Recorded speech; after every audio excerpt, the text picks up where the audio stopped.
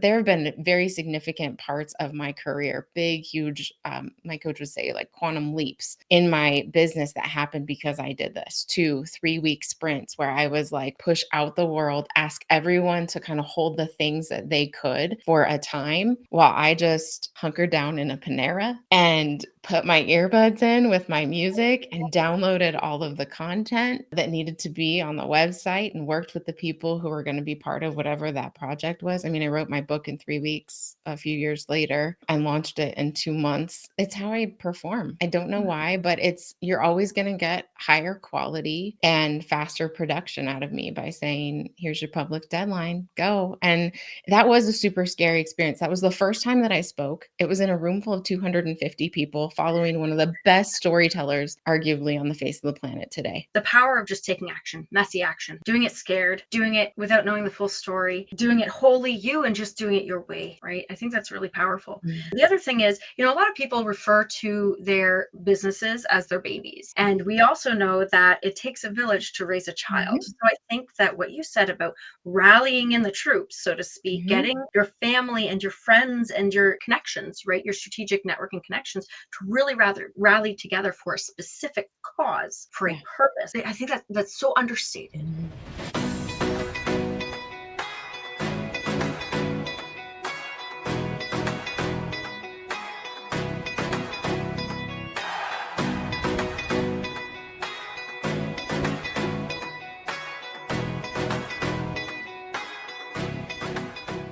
Have you ever been told to execute on a marketing plan that is proven, that works all the time and will get you amazing results, only for you to see that plan and go, nah, that's not for me?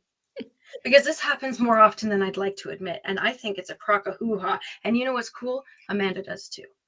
And that's why we have her here today. She's going to tell us a little bit about herself, why this topic matters to her, and why it should matter to you.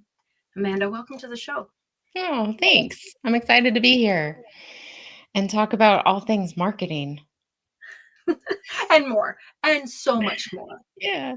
Yeah. So, when I started out, I had been inspired with this message and I'd been on this crazy adventure to what was I going to do with it? How was I going to get it into the world? And I remember sitting with my coach who was married but no kids and kind of just moving, like blowing things up in her 30s. She was just killing it. I was in my late 20s and I had a 3-year-old and I had a husband who was going through a massive crisis and I had a grandmother who was beginning to ail and needed my attention. And so, when she presented me with her plan, which, to her credit, she never said, like, this is the only way you have to do this. But these were suggestions, and it was absolutely 100% what was working for her and so many of her clients, networking and speaking. And all I heard was more hours away from home than the hours that I was already needing to spend away from all of my other arguably more important obligations, right? And so I just remember sitting across from her and thinking, like, how am I going to tell her? I just can't. Like, can I grow this without doing all of these things? And so I said, that's not going to work for me. I have to figure something else out. And I remember her leaning in like she does. She's brilliant and saying something like, well, what could be an even quicker and faster way? Which was my favorite question that she ever asked me when it came to marketing. And I said, well, wouldn't it make sense if, I'm here, I'm trying to help people who want to write books. I'm really good at listening and organizing and helping them to execute, partnering with them to make this happen. But I know there are probably a bunch of people who are telling people they need to write books, to establish credibility and authority in their space, to, become the people that they say they want to be. Writing can do that, absolutely. And so I thought, what if I just partnered with one of them? And she looked at me and she said, well, do you know any of them? I said, yeah, actually I do. I've been working with this very big name for about 3 years. And word on the street is she's getting ready to launch a big conference to tell people this very thing, that they need to begin to become speakers and become authors. So I got off the phone and I called my friend and said, "What do you think? What if I partnered with you? What if I brought my program into your space?" And she said, "It sounds fantastic. Um I'm doing it in 2 weeks. So please send me your website, your logo, your curriculum and everything." Now this was like the beginning of my journey. So none of that crap had been developed. Right.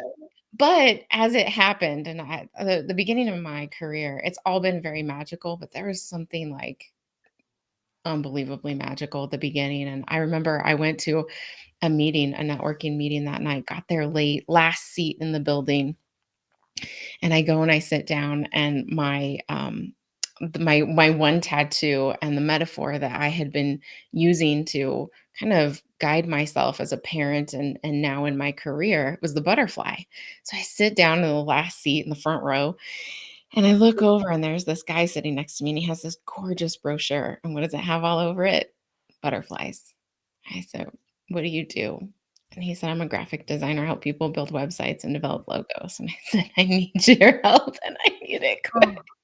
Oh, And yeah, that 2 weeks later, I showed up in the room and had my best business day ever. and this is one of those I can feel it like blue like I can feel that for you. And I know this happens what 17 years ago? Yeah, just about. I can't. Like that is the way to be when you're working in Mhm. alignment, you're working with your truth self and and your true self, not just like authentic to your personality and all that jazz, which is Mhm. Yeah. true self as in your reality. Mhm. Because we live in this place called reality and we need to honor that. When you do that, things add up. It Mhm. just works. Um, this story is a beautiful reflection of how that happens, right? And how you're able to just one thing after another, one foot out in Mhm. front of the other, build up to this place where you're able to do marketing your way. And Yeah. in this case, it's collaboratively. Mhm. Yeah, And that's my favorite way to do any sort of marketing.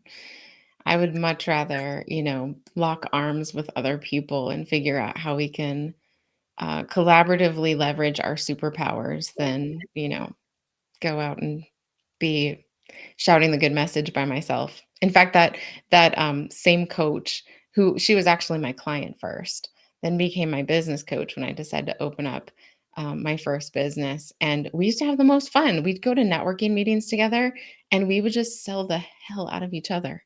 Like, yeah, we would talk each other up, and we never had to talk about ourselves, but there were always people coming to us saying, "I need your business card," setting appointments with us, and to me, that builds that value and that reciprocity, that energy with your clients, like, immediately because they know that that's what they're stepping into with you.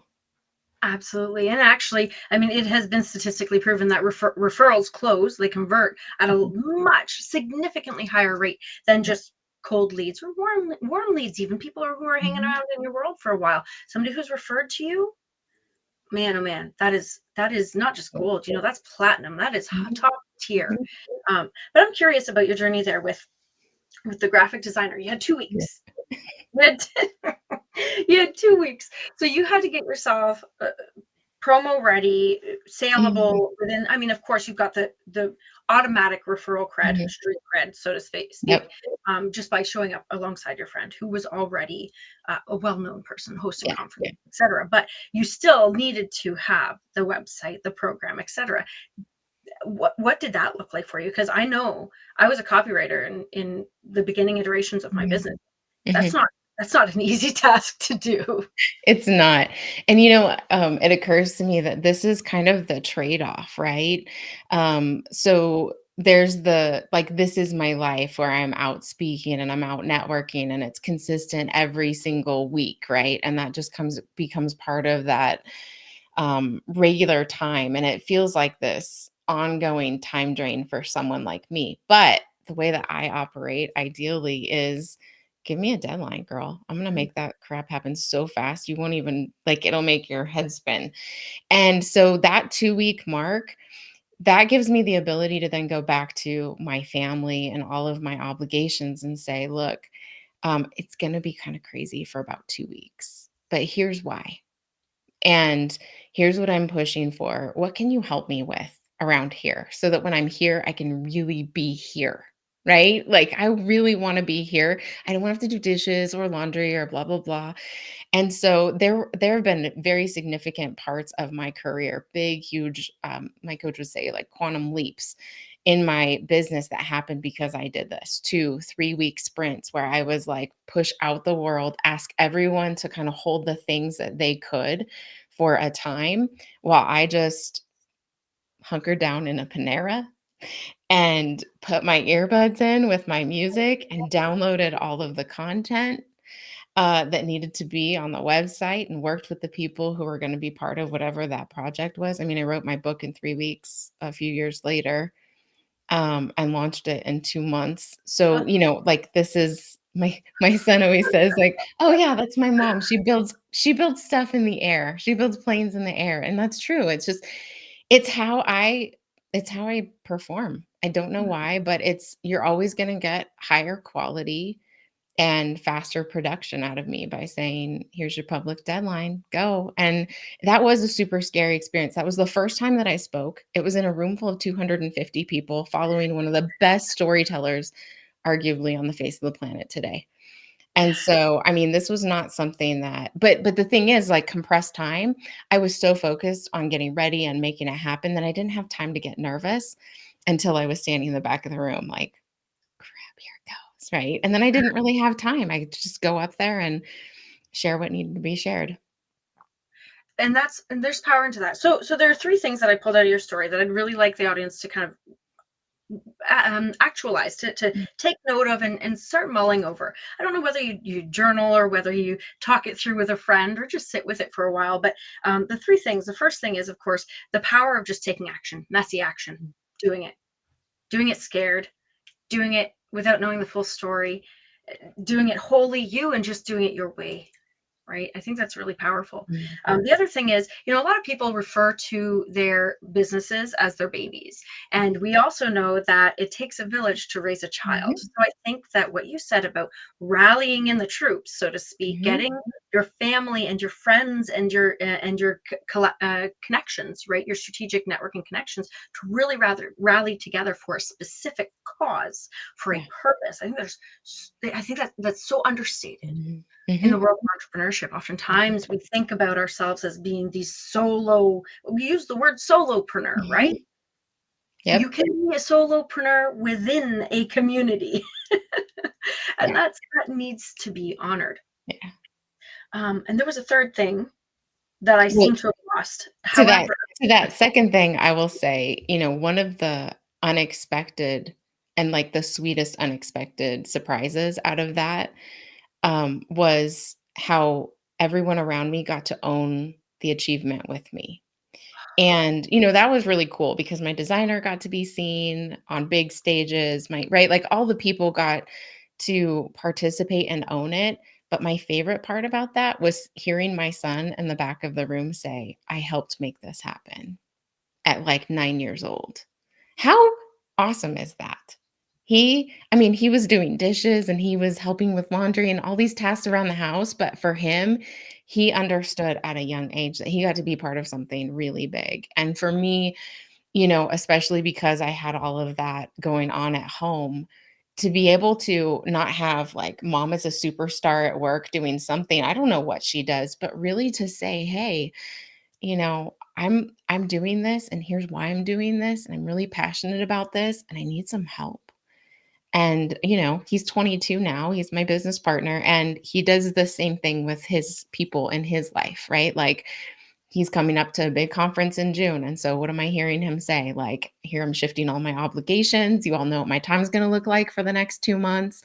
Like he's following that model of operating instead of, like, just taking all of the responsibility, kind of replaying the field so that he doesn't burn out. yeah, yeah. And that's leading by example, right? That is Mhm. that simultaneous. I always say life and business are intricately interconnected. It How really do is. And how when do you we keep really, them separate? yes, exactly. And when you do integrate them, Yeah. you lead by example. You Mhm. teach your legacy to your children, and they're able to learn, and they're able to grow and adapt in new and amazing ways. And I mean, this goes beyond just, I mean, we're both parents, and some of Mhm. our viewers may not be. That's okay. There are still people watching Mhm. and Mhm. looking up to you as a role model. Yeah. People within your community who want to simultaneously help you Yeah. and also learn from you. This is the power there. Mhm. And I don't know about you and what you've seen in your spaces, but, when I first stepped in the space of personal and professional development, what I saw was terrifying to me as it related to even partnerships and spouses, because this one person has just said yes to becoming much more than they are right now. And the other person starts to get real nervous, right? They're excited because they see you're lit up, you're on purpose, and they want to support that. But if we're not talking to them and inviting them to look at the vision and know why we care about it so much and hear some of the results that we're getting along the way, like if we're keeping that part of our lives, how do they come along with us? How do they get the opportunity to support us, let alone maybe step on the growth journey with us, which for me is that's the real goal for myself and all the clients is to bring everyone with me. And that's all a part of marketing, especially Mhm. effective marketing in today's day. And this is something that I want to draw attention to as well. It's just the idea that what you were doing and are currently doing was so far ahead of its time. Because right now, I mean, there was a lot of 20 years ago, we were still in like the propaganda style marketing, the very much sell the Mhm. used car marketing. Whereas now there's a lot more relationship building. There's a lot more Mhm. psychology behind it. And I don't mean psychology in a manipulative way. I mean like human condition. Let's connect in an authentic way and see how we can rise together, how we can create progress together. And that is what's selling today. Mhm. If you want to be successful, being authentic, connecting truthfully, and taking people along with you, like that's how. Mhm. Even Yeah. big brands are doing that. You can look at any of the Kleenex brands, Nike brands, all of those things. You see any of their marketing right now, they're doing that. Mhm. Look at them, pick them apart because you'll see. So Yeah. that and this is where I get excited because how are they doing that? They're doing that through one of your beautiful expertises, and that's Mhm. storytelling. Mhm. And you're able to pass on your story more fully when you include everyone else, when you include your son Yep. or your followers or whatever you want to call it. And so let's talk about story for a minute and just story in general, but also in with regards to why you teamed up with your friend in the first place. Because I seem to recall you saying that, she was telling people to write books and that seemed like a great idea in theory, but it wasn't really being executed, right? So there are a Yeah. lot of moving pieces here, but I think we need to explore that in order to best serve the people who are joining us for Sure. this conversation. Yeah, yeah. So, I was working with this masterful storyteller. Everyone wanted to be like her. Everyone wanted to, speak and have the type of impact and income that she was creating. They wanted the big book deals, and that like overcoming, right? Like I've overcome this. That was the story that really captured everybody to see where she started and where she ended up. And to say like if she can do that, because she was such a masterful storyteller, bringing people along that journey. This is where I started. These are the steps that I took. Here's where I am now. Here's where I'm headed, right? She had bigger dreams. That was such a powerful way to enroll people. And then there was the part about the execution. And there's this funny thing that happens when you get to a certain level of success, celebrity, right? Like your time gets turned upside down. We were talking about that before we started recording, right? Like all of a sudden you have to start delegating things and figuring things out. And so different people have to do, especially the writing of their books in different ways, right? We have a lot Right. of like now, 20 years later, oh, I understand neurodivergence a lot better, right? Why some people were really successful in my program and others weren't. And I had to adapt and help them to figure out how to do it according to their style to be really successful. And so not understanding all that, if you're only a good storyteller, right? And you're not providing like the blueprint, or someone can't afford the blueprint that you're using, hiring a big ghostwriter to come in and interview you, and who knows how to do that really successfully, then today you might end up like one of these people that I told you I'm all fired up about marketing this morning, because I just heard from somebody who came to me with a manuscript that she said she feels like it's traumatized her, because they clearly told her they were going to compile her manuscript, and they did not tell her that they were going to use AI. And so there's something there's her humanity is missing from the manuscript. It was like looking at a ghost in the mirror, and Yeah. it did something to her viscerally. So if you can't you know what I mean? Like, if you're telling people the story, but they can't afford the scaffolds that you're using to make that effective, then we need to find other ways to help them to be effective. And that's where I came in. Like, I know exactly how to do this. I'm willing to be in the trenches, because that's another thing that becomes hard when you get to a certain level and your time gets consumed. You start to have to make those decisions about, instead of the one to one, you do the one to many, right? And it starts to get a little bit, um, I don't want to say shallow in the sense of not valuable, but Mhm. shallow in the sense of partnership, right? You're not in the trenches with people. And I love that. So I'd always rather let someone else shine on a stage and then push people into my trench, like all day long. I'll take that. That's amazing. And that's something that, like, again, we always glamorize the person on the stage, right? We Mhm, always shine the spotlight on that. But that does not happen in a bubble. mhm, It never does. You mhm. always need all of that, Yeah. all of the different moving pieces, all the pawns to work together in order to achieve that level of success and Mhm, that level of transformation for yourself and others. mhm, And actually, you brought up exactly. Remember, I said I had 3 points. I go mhm, on to the last point. Last point was so important too, that people again don't remember, is that a task, any given task, will expand and contract to the time you give it. mhm, So remembering that in your 2 week interval right there at the mhm. beginning, I think that's really important. You're going to make Huge. things work. You're going to make it Mhm, happen mhm, if it is of that mhm. most that level of importance to you. I used to tell people that all the time, and I would say also the public deadline. So there's like the time frame, but then making it public, because I could give myself 2 weeks and then be like, nah, that didn't happen, right? But if I tell people, and I always used to say, like, I'm using my shadow, because I'm a people pleaser.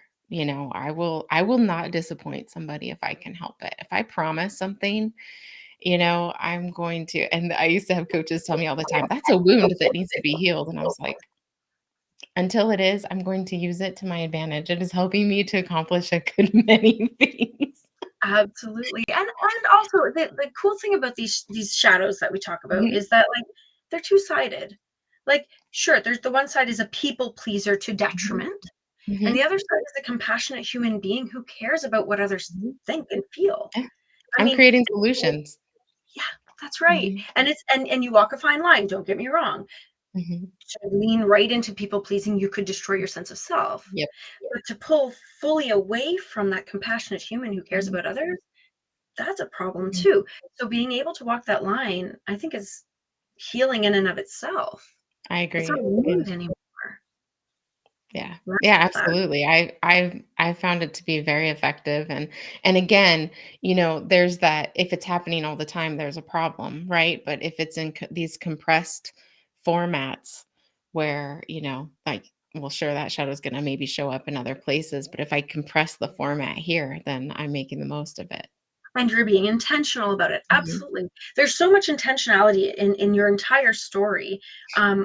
I think, and this is the thing, like, storytelling is such a vital part of the entire journey. Mhm. And I know that what we're talking about today is going to make significant changes in the lives of the people who are joining us for this conversation. Now, that said, the story, even though it's not over, we do have to come to a close at some point in time.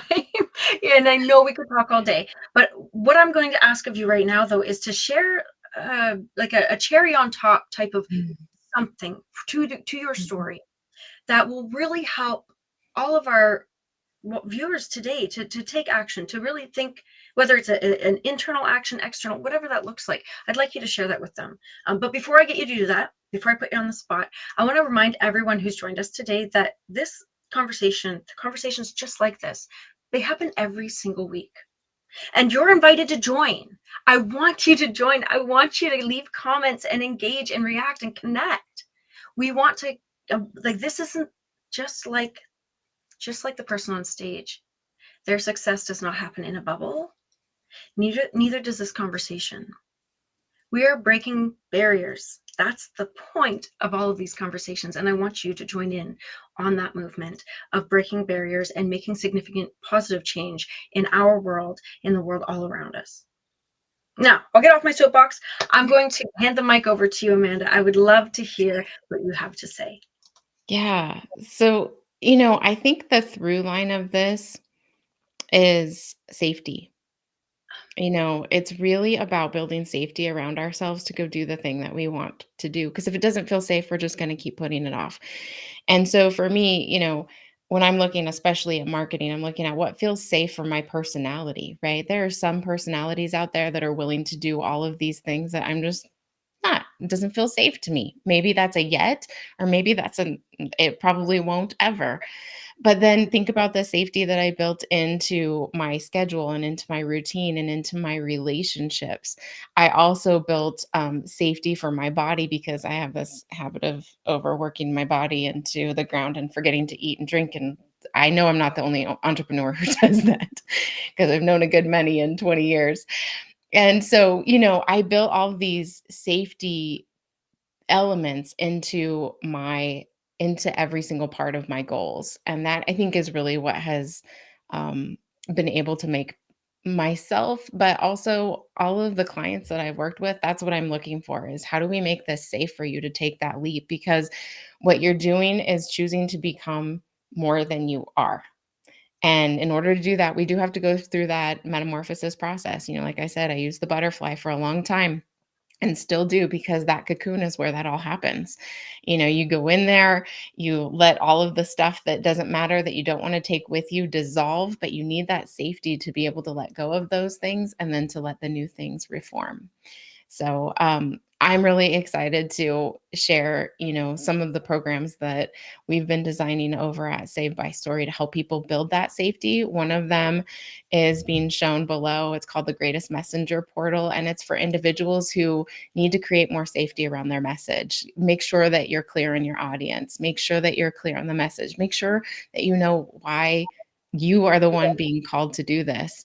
And also develop all of that safety that you need around content and which stories and lessons, and also what shadows might come up along the way and what are you going to do with them. So I hope you'll check that out. I love that. And the power behind that is that it's not just sharing your story. This is a multi-layered approach to our humanity and how we're Mhm. meant to connect with one another. I Yeah. cannot